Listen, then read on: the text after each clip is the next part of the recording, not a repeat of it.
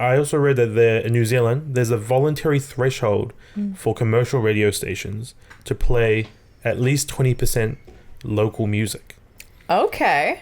But the bad thing about that is, last year only 6 of the commercial stations actually hit that threshold. Oh, no way. Hello, everyone. Welcome back to the Full of Fans podcast for another episode. Yeah, and thanks, everyone. We've seen a couple of you out and about over the last wee while at gigs and heard some really awesome feedback, and you're seeing our stuff and listening to the episodes, which is, like, without being cheesy, a bit of a dream come true, eh? So, Is it pretty surreal? I'm not going to lie. It's really for cool. people to go up in the public and recognize me for something that I've created alongside my friends, you know? It's pretty cool. It's pretty awesome. So shout out to every single one of you people. Shout out. You know who you are. Our friends. Yeah. Shout out to the homies. Thank you. Yes. What are we talking about today, Shaden? What are we talking about today? We're talking about whether or not there's enough support within New Zealand for local artists, and whether or not local artists need to leave New Zealand to build sustainable and fruitful careers. Yeah. Which I think would be pretty interesting. It's a bit of a big topic. I feel like there's kind of a lot of situations and factors that go into play with this one, eh? Yeah, definitely.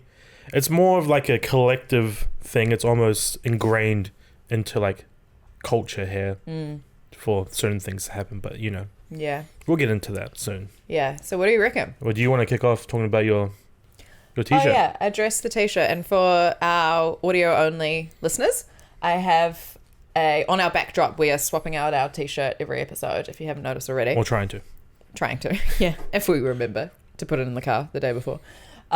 So today I have a Foo Fighters t-shirt hanging up, and this, fun fact, I actually wear it so often. Like, if you know me in real life, you've probably seen me wearing this t-shirt before. It's one of my faves, but I picked it up off the ground at their 2018 gig at Mount Smart. So they were playing with Weezer. I think it was like the second. Well, you found it on the ground. I found it on the ground. Yeah, it was that concert. It was pissing down. If you were there, you will know just how crazy the rain was, and it was really like ironic because Weezer opened and they're playing their "Island in the Sun" song about being in the sun and having fun, and it was like raining cats and dogs. Like, everyone was shivering and wearing rain jackets. But yeah, there was like literally like this pile of mud, and there was a thing in the middle of the mud. I was like, what is that? And I picked it up and it was a shirt. I was like, so there's some poor person out there who's like, home. That's my t-shirt that I lost. Yeah, I'm really sorry. You can come and get it from me if you want it. But you've got to verify. You've got to tell me where you were 2018. Yeah, you send the receipts. Smart. Yeah, exactly. Send me your concert ticket. But yeah, that's my shirt. One of my favorites. To kick things off, I think we should talk about some of the good things that the industry does within New Zealand to help emerging local artists, because we have quite a unique thing here in New Zealand where we actually have government funded bodies that offer funding for musicians to help build with their songs and their careers. Is that not available worldwide? No, I think it's only, I'm not sure what countries there are off the top of my head, but I think there's only maybe 3 or 4. I think it's us, maybe Canada, and then someone in Europe. That's pretty cool. Yeah, so not every country actually has something like we do with New Zealand On Air that helps fund creative endeavors. What is available for local artists through New Zealand On Air? So there's a few different funding rounds. I think there's one for singles. There's projects funding as well. And they also have a Pan-Asian. So if you're from Pan-Asian descent, they have a specific funding round. And if you're from Pacifica descent, you also have a funding round. And they also have it for kids. Oh, that's cool. So it's like for kids who make music. Okay, nice. So for all the single rounds, it's $10,000 New Zealand. It's actually $11,000 if you include the arts creation fee, which recognizes that the artist also puts in work so they can keep $1,000 for themselves. Gotcha. And then for projects, it's $55,000. So $50K plus your 10% arts creation fee. Wow, okay. Yeah, so it's quite a lot of money. That is a lot of money. Yeah, and they have 4 funding rounds a year, and you can get up to 3 per year. And do you know what the deliverables are if you're taking the 55? For the 55, I'm not too sure with the funding. I think it just has to be an album. I would assume there'd be some visual content sprinkled in within there. Yes. I'm more familiar with the single fundings. Yes, yeah. Because I've worked with artists who have got those single funding rounds. And it's You have to have some sort of visual content. Yeah. Doesn't necessarily have to be a music video. It can be reels, it could be short movies, it could be, as long as there's like a visual thing that is to do with the studio recorded song, Gotcha. then you can make Okay. some sort of visual content around that with the money. And that's essentially showing that you are marketing your release, right? Yes. So they break it down. You can spend money on the producers, on the engineering, on videographers. You can do it on locations. You can do it for day rates for people. Okay. You can do it for PR. You can do it for like to put ads on your music as well. So it's a pretty awesome kind of thing that can help propel someone's career if you use the money right. And artists just have to apply for this funding, don't they? Yeah. So they've got to put in an application. There's a pretty strict application process. They have like a point system. So they have these kind of criteria that you have to meet. There's 30 of them. Yeah. And they span across different like categories. Like it'd be like following, it could be streams, it could be if you've performed at festivals, if you're signed to a major, if you've got like a third party management deal. Yeah. There's a whole bunch of different things in there, and you have to hit at least 10 of the 30 Gotcha. to be eligible. Okay. So it also shows that like you're putting in work into your career. Yeah. And you're not You're someone taking it who's just seriously. started and you're just going to get $10,000 Yeah. and then you're going to waste the money on something. Which makes sense for them to want like a stringent checklist before they just hand out money, because Yeah. I don't imagine they've got an unlimited pool of funds. No. Like has to go to Yeah. like 30 artists every round or something Yeah, like that. something like that. I'm Yeah. not too sure the exact numbers, but I Yeah. think it's 30. Yeah. And you get it in drawdown, so you don't all get it at one time. So Okay. you can't just like splurge the money all That's at quite once. cool as well. Yeah, so you get first round is like an advance. I think it's up to half, and then you get $2,000 on the next couple, and then I think it's 3 and then 2. So then Okay. you get your 10 grand. It's probably quite naive of me, but I didn't realize that New Zealand is one of the only countries that does that. Yeah. I kind of thought that we were falling behind the rest of the world in terms of support for the creatives. I And mean, we obviously did just have the government cut funding yeah. to the arts, but this is a separate New Zealand On Air. This New Zealand is its own separate thing. Yeah. And it is pretty unique Yeah. to have government funded bodies that actually do also support the arts. Yeah. I'm not too sure of the government who recently came in. Yeah. Their like funding cuts for the arts included New Zealand On Air. I would assume in some departments maybe yes, maybe less people can get it now because they don't have as much money. But I still think any kind of financial support for musicians is always good because it costs a lot of money Yeah. to, get a song produced, book studio time, get someone to mix and master it, visual content, marketing. It's like most of the time that comes out of the artist's pocket themselves, and if they're an emerging independent artist, they're not always going to have Yeah. an extra couple $1,000s to get everything done. Yeah. Oh, it is so hard to break through when you're just starting out and to figure out ways to monetize what it is you're doing, when half of the time these artists no doubt are doing it for the love of music. Yeah. Which makes it really tricky. So it is cool that there's grants available out there.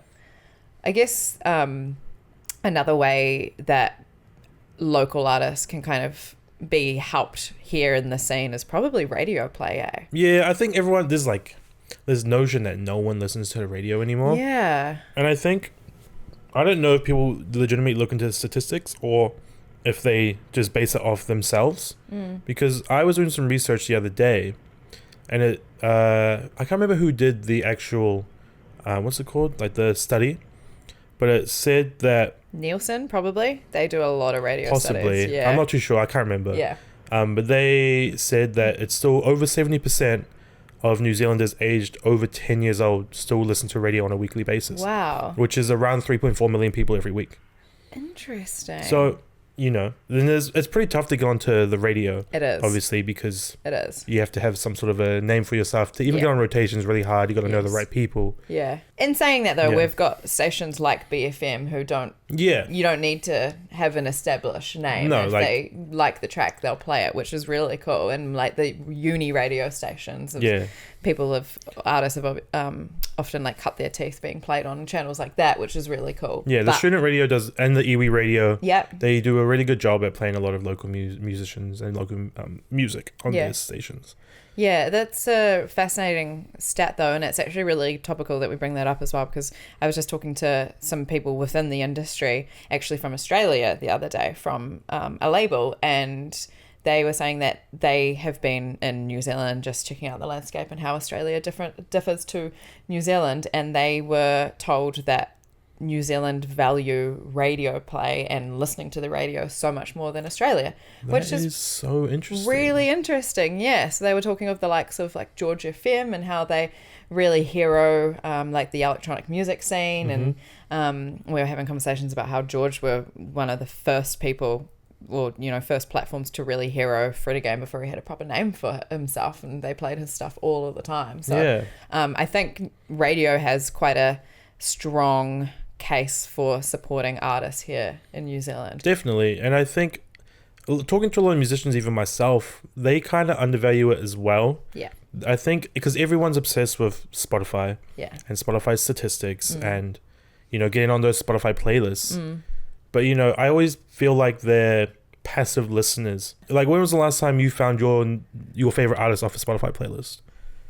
Barely ever. Like, I'll listen to it, but like, this song's cool, and I maybe save it, but then I don't know how many times I'm going back to it. Yeah. Off of one song. I often jump in the car and listen to the radio, because that is sometimes where I discover new music, which is cool. And I also like, if you've had a really long, hard day and you're just like, I want to do someone else to do the thinking for me. I don't want to have to think about what to play. Then I listen to the radio and then I hear some cool stuff. It's still a massive discovery platform. I think the hard thing I will say though about radio is, with our main radio stations here in New Zealand, you really have to fit into one specific genre. And that makes it quite challenging for local acts who don't want to fit the mold, so to speak, and they have a blend of a couple of different genres. But if you're slightly too poppy, but you are predominantly rock, you can't get played on the rock because they won't take your poppy vocals. Even if you're slightly too heavy. Yeah, exactly. You've got to be a very specific stream. On the rock. Exactly. And it's the only major rock station in the country. Yes. Yep. And I think we are struggling, particularly in the rock genre, to really make a name for ourselves here in New Zealand. I mean, we've seen it at the start of this year with quite a few rock festivals and concerts being cancelled or taken away from us last minute because we didn't get the support behind us. But I do think that radio stations have a lot to play and to say for that. So it's a bit of a shame that they can't get behind everyone and kind of branch out of the historic streaming practices. 100%. And like, I think a lot of the things I hear from people who work within radio is you got to play what people are going to like. Yeah. But I don't know if I necessarily agree. Like, people also passively listen to the radio. Yeah. They just put it on and whatever song comes up, they listen to.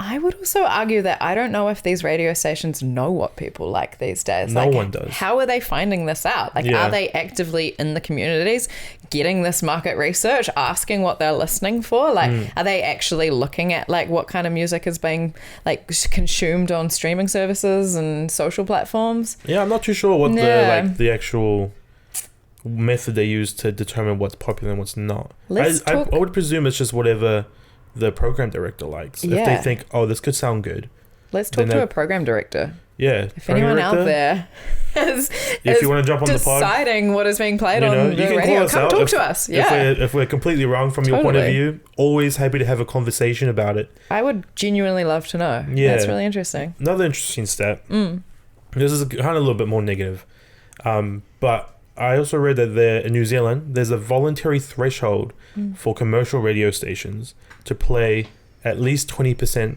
local music. Okay. But the bad thing about that is, last year only 6 of the commercial stations actually hit that threshold. Oh, no way. Yeah, so there's 25 is what I counted. There could be more. Yeah. So only 6 of the 25 actually hit over 20%. 3 of them were stations in Whakatane. So shout out Whakatane for putting on for local music. Yes. The only one from the major NZME Media Works was Radio Hodaki. Ooh, okay. Who hit just over 20% based off this study. Nice. And the station who actually played the most was New FM. Okay, cool. Shout out New FM. They played over 50%. Yeah, nice. I get behind Hodaki's music, actually. I think they have a nice blend of genres. Okay, cool. But see, that's one thing I do think It's a bit of a shame. can be worked on with the New Zealanders.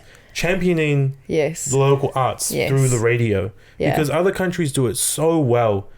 There's like it's not voluntary, it's mandatory in some other countries like Australia. There's a mandatory 25% threshold you have to play for local music. And like stations like Triple J, one of the biggest stations in the country, regularly play over 50%. Yeah. Wow. Okay. Yeah, which is really interesting. So if people in Australia can do it, Yeah. I think people in New Zealand can do it too. Yeah. And then Triple J get behind their festivals. Like they get behind the festivals. They have really cool content like a version that has helped propel a whole lot of artists into stardom, like Royal Otis, who did it just last year. Yeah. And then headlined their Wildlands festival run. Yeah. Which is pretty cool. And their music scene, I'm not too sure. I'm not within the Australian music scene, but there always seems to be way more Australian acts that come through. And part of that is because of the bigger market, of course. Agreed. But I also think it can come down to the industry just supporting those musicians a bit more and giving them that platform like on Triple J and like a version and, you know? Yeah. And I think that's really one thing that New Zealand can do a little bit better within the industry to propel the local arts. Yeah, I think we're kind of missing almost those publications, to call them that, I guess, like the Triple J's and the Rolling Stones are really present in Australia. They're slowly maybe trickling their way into New Zealand. Yeah. I mean, they've got full of fans. Yeah, the best of the best. And Lunch Bar and Danny Lyons Music. Yeah. So, those three are kind of doing the most top tier, if you ask me. Local artists. But yeah, no, we are, and I think that comes down to the size of us, right? Like our little 5 million people country. We're a lot smaller than Australia. 3.5 million people listen to radio every day. That is a huge every week, not every day, every week. And 3.5 million people listening to any radio station every week. Whoa. Commercial radio. Okay. So it could be even more if you include student, iwi, local. Okay.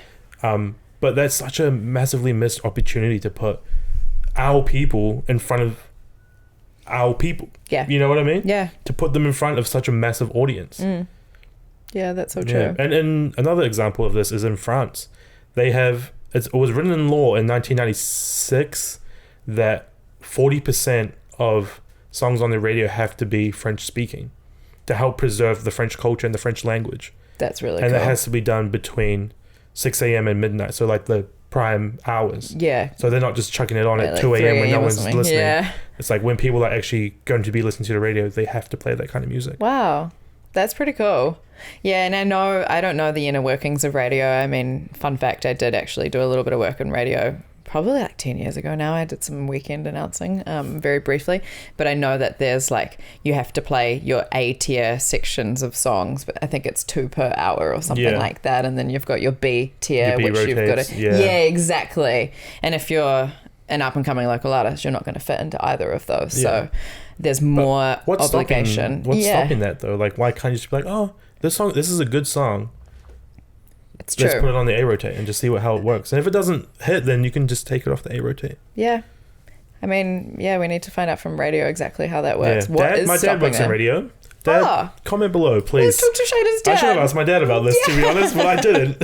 So, Dad, Norm, let me know. Thumbs up to the episode if you want to hear Shaden's dad talk next time. So I guess that's how the industry could potentially get behind our artists a bit better. But I also think it comes down to the people of Aotearoa, the people that live here. 100%. Getting behind our local music. 100%. I mean, I don't want to dwell on it because I know it's been overdone, but there's an element of tall poppy syndrome, right? Yeah, of course. I think that does play into it. You know, we're a small country, and I think it's hard sometimes.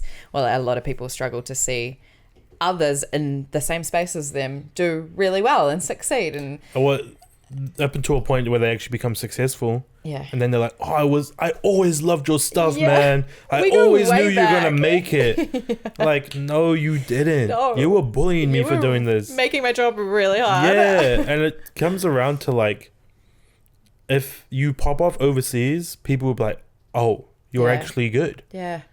It's quite a strange human phenomenon, where it really is. If someone goes away and makes it and comes back. Like we see that a lot in kind of like the indie band space here as well. And like, I was thinking at Laneway just recently at the start of this year, Unknown Mortal Orchestra, they played the year before and they had like zero crowd. And I think some of our friends were talking, they're like, wait, I didn't even know they were New Zealanders.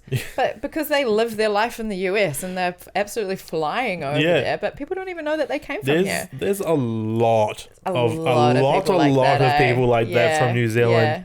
And I guess it's not always the fault of the person for not knowing. No, not at all. But like, because for example, there's like Lil Bubblegum Sempra who popped off overseas online, Varna in the middle space, who still don't get enough support locally as they should for being as good as they are. Yeah. But even people like Rosé, and Blackpink, she was born in Auckland. That's so true. Yeah. I only discovered that like a couple months ago, and I was like, "There's no way a chick in the biggest K-pop band in the world grew up where I grew up." Yeah, do you know how I knew that? The like global Netflix documentary. Like I didn't hear it from anyone here locally.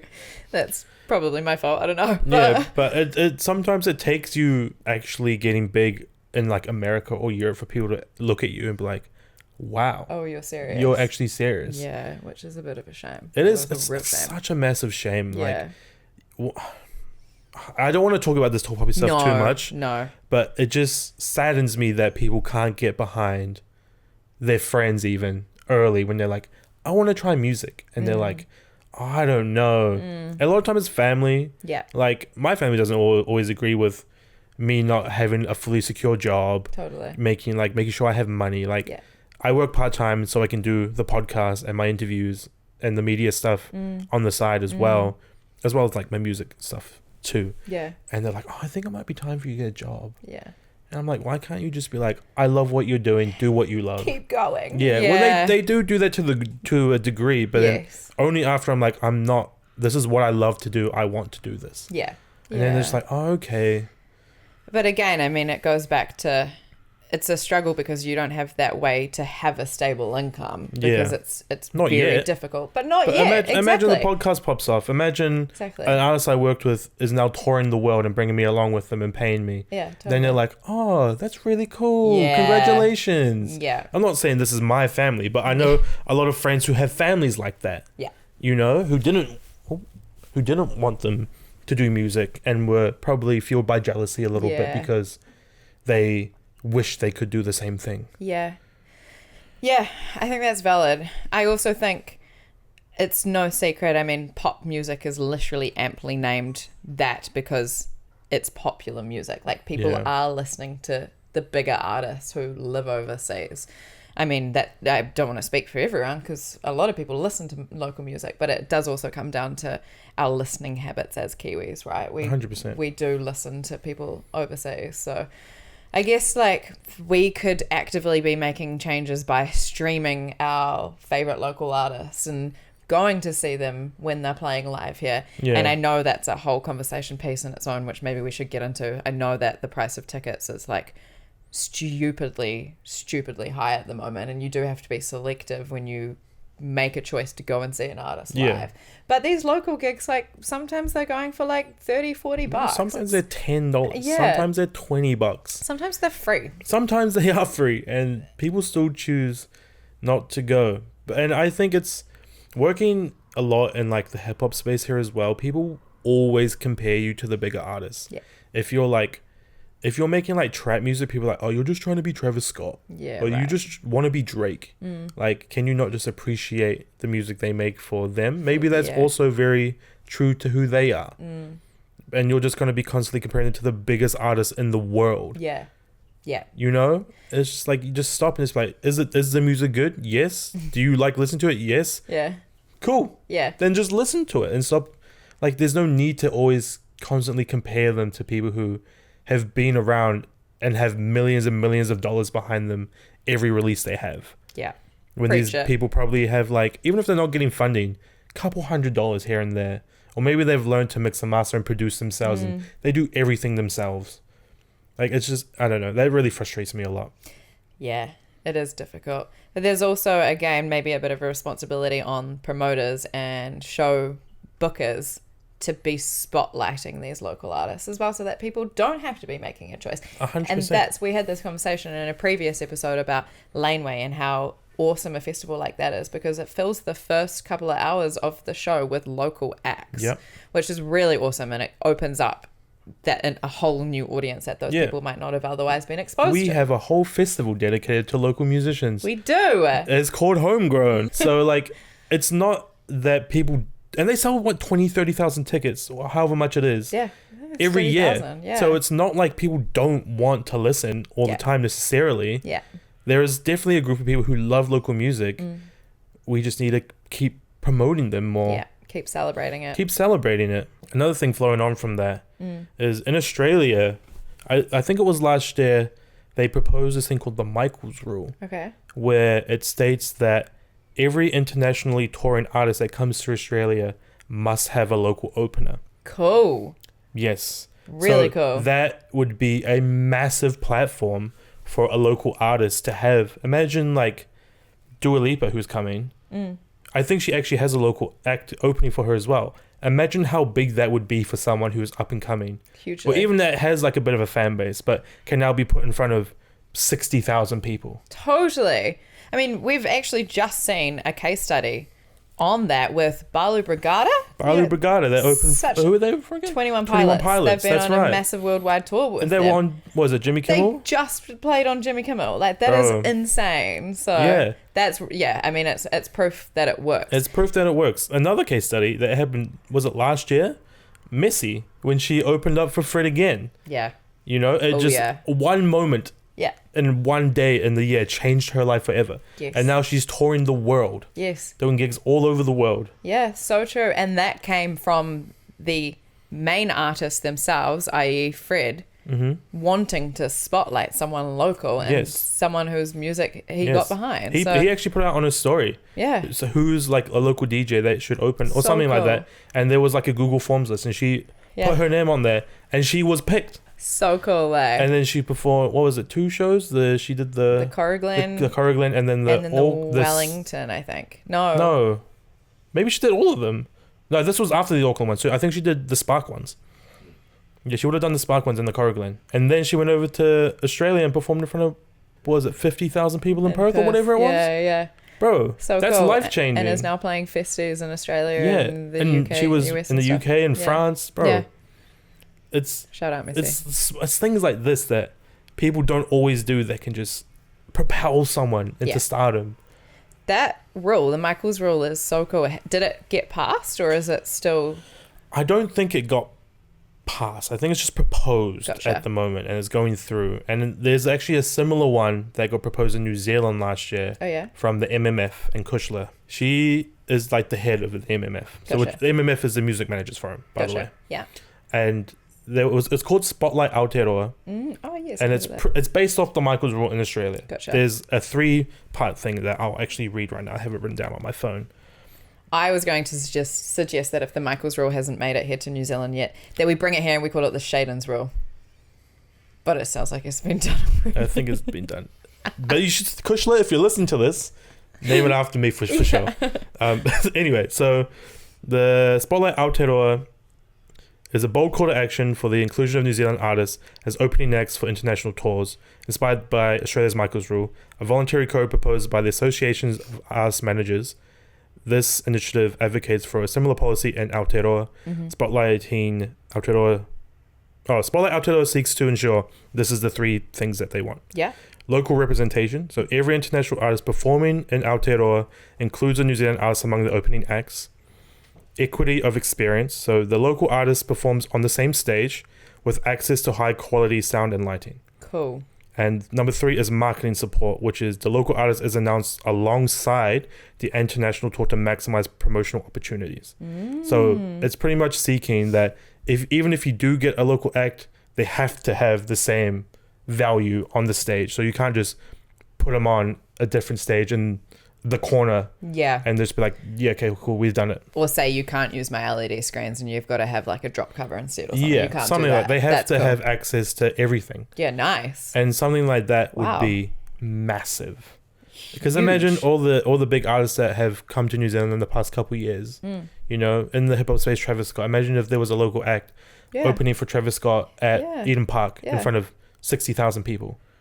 How much that would have done for their career. So true. Coldplay did it, or they kind of did it when they brought out local acts to sing. So there wasn't openers, but they brought out like Frankie Venter, who is an up and coming pop star in New Zealand. Totally. She's playing South by Southwest. Yeah. You know, she's killing it, and something like that, exposing her to all those people that could potentially enjoy her music, is so huge. Totally. I know, and it's funny because the bands that we've talked about that have done this for local acts have kind of always been known in the space since they've been in it for championing this sort of stuff. So it is a bit of a shame that it's kind of no surprise, because these acts are often the ones to make these moves. Yeah. But like Coldplay and Fred again, they're always the ones that are speaking out in the space anyway. So if there was a rule like this, then it would mean that it would be it's so much more accessible. Such a game changer. How do we make it happen?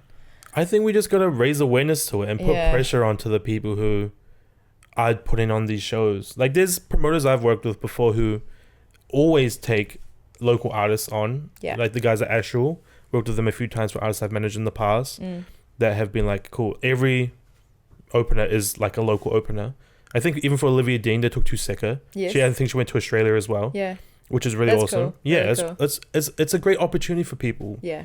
And it just is frustrating that it's not mandatory. I feel like we had a rule like that was mandatory that got taken away. Okay.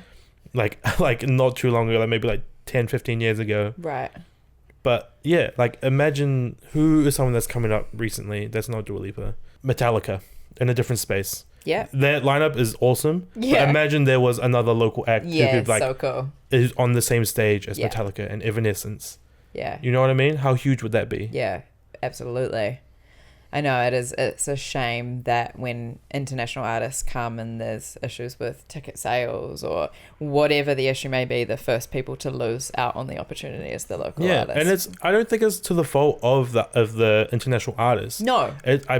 I put it almost solely on the promoters, because they're the ones who are kind of in charge of finding the openers. Yeah. And like the artist is like, cool, yeah, I want to do these shows. You sort out everything. I'm coming and I'm performing. Totally. And the promoter is also in charge of the marketing rollout of the concert and the everything else that goes into selling a ticket, setting the ticket prices, the venue selection. Like there is a lot that goes into being able to make a show here, and you have to be able to make strategic decisions. Yes. And unfortunately, when those decisions are made poorly, the local music scene here suffers. We've just seen it. It's a shame. Yes, too many people come and then, there's not enough support for the local arts. Speaking of Spotlight Aotearoa and the Michael's Rule example in Australia too, where the local artist gets access to all of the same equipment and stage setup, etc., that the headline artist had. I went to Slipknot, who had North Lane open for them. Yep. And I have just recently gotten quite into North Lane. I really like their stuff. But I gotta say, quite disappointed, because having followed them on social media and seeing what their usual stage setup looks like, they have like crazy strobe lights and cool, like almost like LED cube boxes and really cool tech future forward setups. But I got there and they literally just had a giant banner that said North Lane and there was nothing else on the stage, which is really interesting. And I know that they also they had one photographer and everyone else wasn't allowed to shoot them, which is a bit of tea. Yeah. And I reckon that's probably to do with the fact that it wasn't their full production. Exactly. And they weren't super stoked with the show that they were putting on in New Zealand. Yeah. Why they were doing that, I don't know. Maybe it just comes down to the cost, once again, to get their whole stage set up here, and it's maybe not worth it, and they don't think that a 12,000 person Spark Arena show is whatever Spark's capacity is worth it for them. Yeah, I think it might be like a promoter's choice, because you have to save all like the big theatrics for the main headliner, because you don't want the opener to ever outshine the headliner, because then people are like, well, North Lane was sick, but Slipknot were kind of you want to save, like, because they also have the volume up more for the headliner than they do the openers as well. Yeah, that's true. Yeah, hard for fans of the opening artists though when they walk away feeling like a little bit disappointed, being like, I thought I was seeing North Lane in their true glory, but I missed a lot. That's why I think something like Spotlight Aotearoa is really important, so local acts can have the same access. It doesn't have to be to the same scale necessarily as the headline act, but something there to make their set stand out as well would be So huge.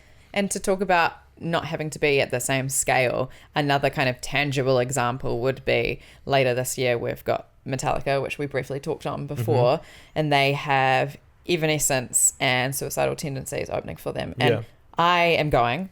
I'm not like an active Metallica fan. I want to see it because I think they're a legacy band. But the ticket, like GA tickets were about $265 each. That's crazy. I hand on my heart, and I'm a bit ashamed to say this, but I would not have paid $265 if it was just Metallica and then two bands that I wasn't a fan of or didn't know. I think that would have been too hard to get me across the line. But because they had Evanescence, who I like grew up listening to, then that gets me across the line. Yeah. And I think the other thing is Metallica's production is crazy. Like producer Will was just chatting earlier today about how Lars has 4 drum kits on the stage. Well, they have for the rest of their worldwide tour. Yeah, because they got the 360 stage or whatever. They do have the 360 stage for the rest of their tour. It's not coming to New Zealand once again. Let's go. I know. New Zealand misses out once again. We miss out. They do have what they call the snake pit, which is where people can pay. It's literally like over $1,000 to stand in the pit, like in the stage. It's like this little D-shaped cutout, which is pretty cool. Awesome. Yeah, really, really cool. But if we were to pop a local band on the stage and say, yeah, you get access to all of Metallica's production, that's wild. Well, it doesn't have to be this exact same. It doesn't to the same degree necessarily. Like, as long as they have something for people to walk away and be like, whoa, that was really cool. Yeah. Like, I didn't know who these guys were before, but they're actually really cool. Yeah, that's true. All. I think that's all we're really asking for. It's not like we're not demanding that they have the same insane lighting show as Metallica or that Slipknot had the other day. Yeah. It's just asking for a platform to showcase themselves. Yeah. Yeah. That's valid. Because I also get like having the ticket prices being that high and another international act just like putting it over the edge for you. But why can't there also be another act opening? It doesn't have to be for like very long. It could be like 20 minutes, half an hour. I agree. To play devil's advocate, sometimes it probably also comes down to venue restrictions as well. Because we don't have many here, and often our key venues can't open doors till 7 p.m. because of the areas that they're located in. So there's a couple of factors, but I also think we should try and chat to a promoter of some sort. Any promoters out there, festival promoters, gig promoters out there listening to us right now, hit us up. We're keen to chat and hear from your perspective, because obviously these perspectives are from us as music enjoyers. Totally. We have worked on shows before, obviously, but not maybe to the degree of like a Slipknot or a Metallica for sure. or like a major festival. So, and we also know it's like bloody hard slog to be a promoter here in New Zealand, and like not many are actually making profit on shows, which is wild. So come and educate the music community in Aotearoa. Let us know what actually goes into it. Yeah. But like also the general public. Everyone else, exactly. Because I think it'd be very interesting to know. It would be a great chat. I did also want to touch briefly on the mention of the Metallica ticket prices, $265 for GA. Crazy work. Yeah, I know. And I know this also has a play. I don't want to harp on about the cost of ticket prices because everyone knows that they're ridiculously expensive. But I will mention it. It's hard. It is hard to be a music lover in New Zealand. And I did a wee bit of research just quickly, and it said that the average ticket price in New Zealand ranges between $100 and $300. And in Australia, the range is $50 to $250. So they're not seeing like those higher level tickets as often as we do. But Producer Will is bewildered right now. I think that's also geographically because of the size of Australia and how many smaller local gigs are occurring. Like because there's one show in Australia, they're probably doing 4 exactly in Oz. One so in New Zealand, justified. 4 in Oz. Yeah, for sure. But then the other side of that is, like we are often on par ticket price wise with Australia. They're dollar for dollar, really. Like you'd look at the Travis Scotts and we're probably $10, $15 more than New Zealand, than Australia because of the currency conversion. But then we're also forgetting what the average salary for both countries are and the cost of living. And so the average salary last year in New Zealand, the average salary of a single person here last year was $70,000. But then comparatively in Australia, it's $103,000. So it's that's $30,000 more than what the average salary here is. But then comparatively, the ticket prices are very, very similar. So no wonder it's challenging here in New Zealand. Yeah, because even recently there's been a lot of people pulling out of shows in New Zealand. Well, anyway, to end it off on there, that is our opinions on the New Zealand music industry and how there are some possible methods to, combating the local drought. Yeah, and spotlighting our talent. Hopefully put local New Zealand artists onto a higher level. Yeah, a global stage Yeah. even. And I mean, we are obviously only two people. Yes. Two music fans. But we would love to hear from everyone else and what your opinion on the topic is. I know it's a big topic. But yeah, leave us some comments. DM us on social media. We want to hear from you. Yeah, because I think this would be a very interesting chat to have with some of you. Because I know a lot of you who are listening are music fans, musicians, people who work within the industry, and it'd be interesting to know what your opinions are on this. No hate to anyone we called out, by the way. Yeah. It's just observations. Totally. And hopefully you are music fans. Hopefully you haven't landed on our podcast and thought it was like a For the Fans Sport podcast or something. If you have, and you've made it this whole way, then congratulations. Yeah. If you would want that, though, leave a comment. Yeah. And we will get onto that. We won't talk about sport, but you can tell us anyway. Okay. Anyway, love you guys. Bye. Bye.